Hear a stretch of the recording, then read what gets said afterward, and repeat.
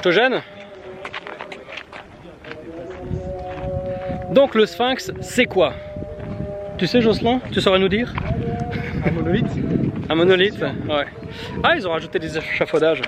Bon, pas besoin de faire une longue introduction sur le sphinx, hein. On va tout de suite se rapprocher du sphinx pour voir en quoi l'érosion, en quoi la roche nous ramène à une époque bien plus reculée, qu'il est impossible de dater, mais qui est en tout cas plus vieille que celle qui est habituellement considérée et qui est encore plus vieille que la période climatique qu'on connaît aujourd'hui en Égypte, avant sa désertification, et on va voir pourquoi la roche ne ment jamais. Allez, c'est parti.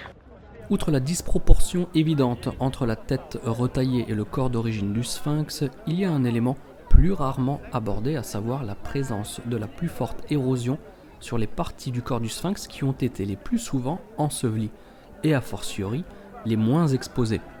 Et cela ne date pas des Égyptiens.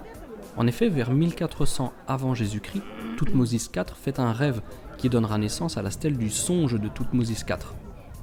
Dans ce rêve, le sphinx lui aurait dit, je cite, « Je te donnerai la royauté sur terre, tu porteras la couronne blanche et la couronne rouge.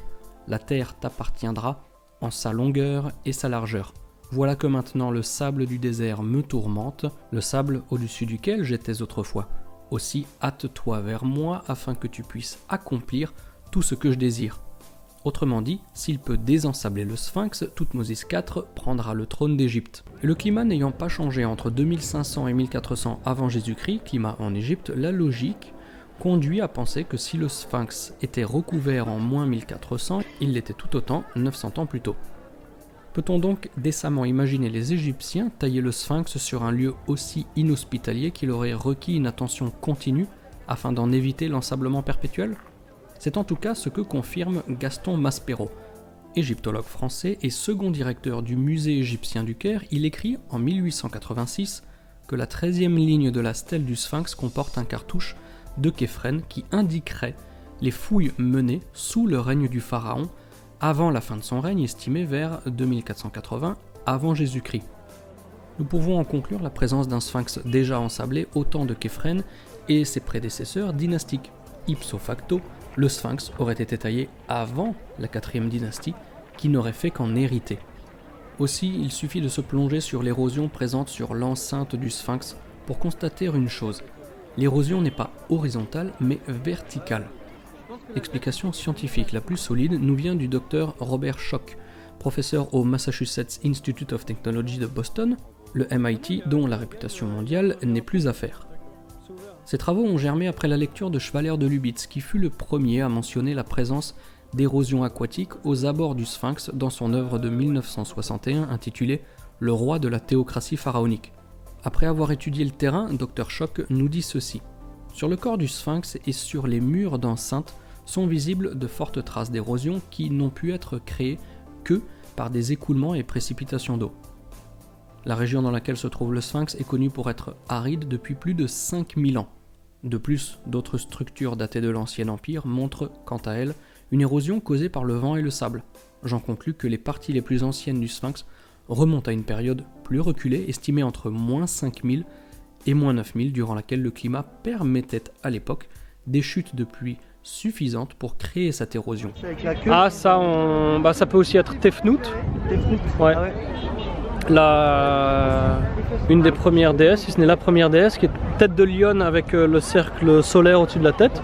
Ah ouais. Et le fait qu'elle avait un cercle solaire, ça peut aussi justifier que peut-être que quand ils avaient taillé, j'en sais rien, il y avait quelque chose au-dessus de sa tête et que là on retrouve l'espèce de plaque blanche qui est... Ouais. J'en ai plein si vous voulez. Ah ouais, là c'est un muscle. Il y avait une plaque sur le bout du sphinx.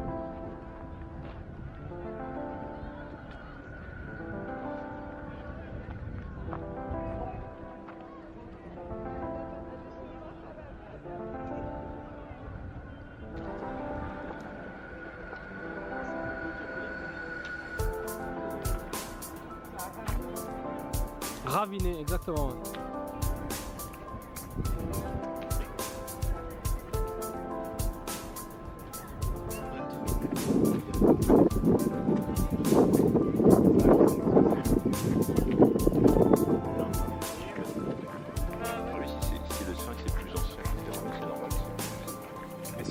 enfin, le plus humaniste, c'est de tout reconstruire, quoi. Bah, au-delà de ça, c'est surtout son aspect ensablé. Enfin, tout ce que l'on voit là érodé, pour la plupart de son histoire, c'était protégé par le sable. Comme aux Philippines, là, je ne sais pas si vous avez vu, ils ont fermé une des plages les plus touristiques de tout le pays pendant 6 mois. Ils se disent on arrête ou on nettoie. Mais ouais, c'est long. 6 mois et puis... 6 mois et puis il n'y a plus rien comme tour. On l'a restauré. Il n'y a plus de pyramides. À l'état sauvage. Nous, on n'a rien vu. Bon, ben, les armes, on n'a rien vu.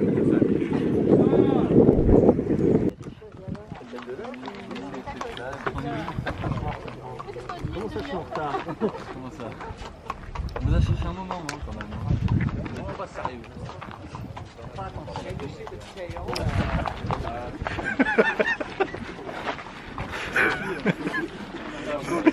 Faut qu'il dévoile quelque chose là. On la coupera au montage. Ouais, parce qu'on est sur le mauvais côté du Nil. Ah, mais faut pas que tu me filmes en disant ça. Non mais t'inquiète que là je mettrai juste les sourires en disant c'est dans la joie et la bonne humeur que le groupe rejoint le bus pour se sustenter et profiter d'une après-midi sous le cagnard Kérotte. Non, c'est là-bas là. Là où il y a les chaises. C'est quoi En le face de passage toi, là. là? Ça c'est un passage pour les visites privées qui marchent autour. D'accord.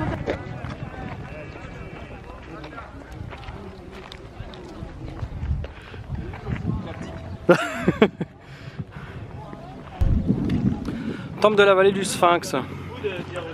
Il est là. Alors c'est toujours la même chose, c'est des mégalithes de calcaire recouverts par un parement granitique.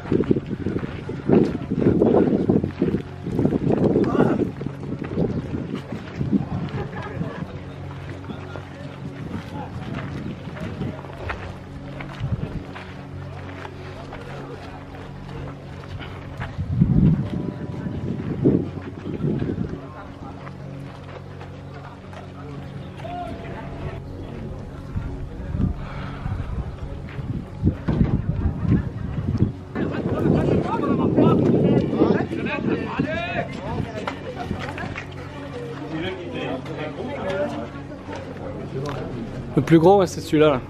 Regarde, c'est lui-là qui fait le coin. Ça veut dire qu'il va plus loin par là-bas aussi?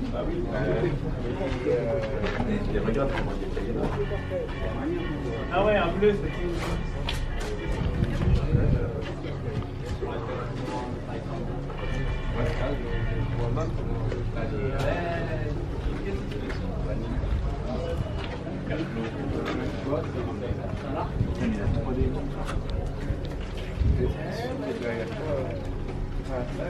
Il y en a deux très gros, il y a celui-là et celui-là aussi. C'est ça, il descend, il revient en marche. Ouais, le coin, il est là.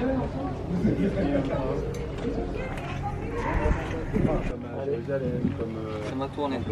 Sur la terre, comme il fait le Machu Picchu. Le Machu Picchu. C'est pas juste un palais sur le ciel, en fait, c'est pas des humains. Il y a des inscriptions, et dans l'époque, malgré que je ne sais pas lire, bien sûr, les textes, et on a des dessins à la bibliothèque, qui sont dans le contexte du savon, dans les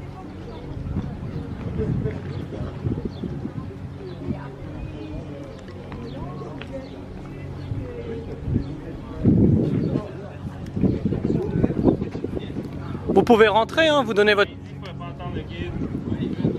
Bah non, c'est bon, c'est bon, c'est bon, c'est bon. Donne...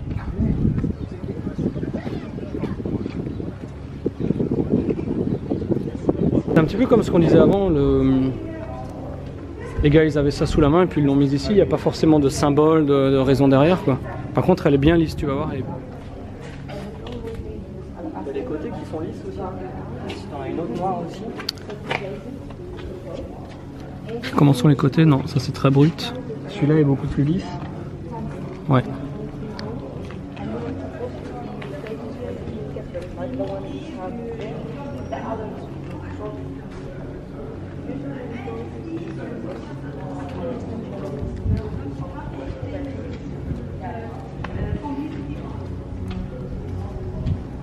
Bon, ici, on va pas remonter. Ouais, les piliers en haut, c'est... Bah, c'est un des seuls temples avec Abydos où dans le temple on n'a pas de salle hypostyle ou autre, on a des grands piliers comme ça avec des transverses. Et alors pour les fans de joints, ou en tout cas d'absence de joints, regardez ça. Alors j'essaie de bouger tout doucement. Mais voilà, il y a des endroits où le joint se confond et on voit même plus où est la démarcation entre les deux blocs.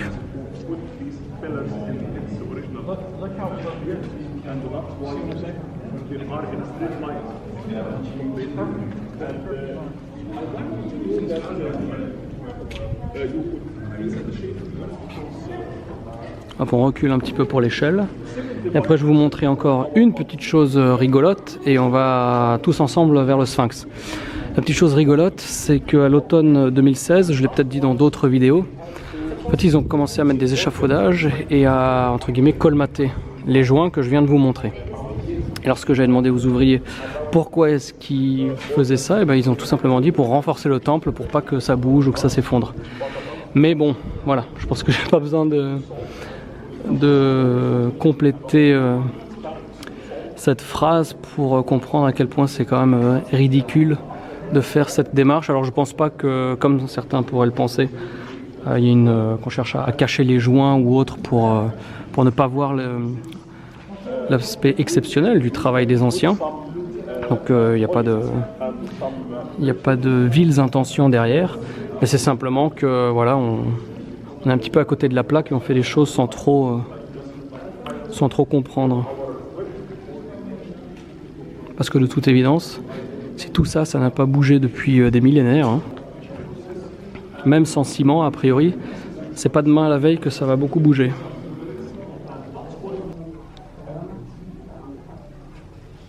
La frustration de...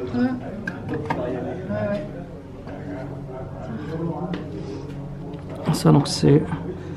Bah, est-ce que c'est un couloir? On sait pas, mais en tout cas c'est l'intérieur, c'est le derrière du temple de la vallée.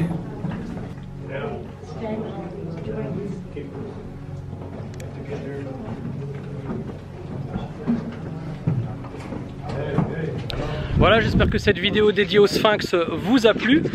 On repart maintenant au bus et c'est la fin de cette première journée à Gizeh. Et demain, deuxième journée à Gizeh, enfin une demi-journée, on va faire la pyramide de Khéops et ses 4 côtés tant fascinants. Et puis on remarchera aussi sur la face nord du Sphinx.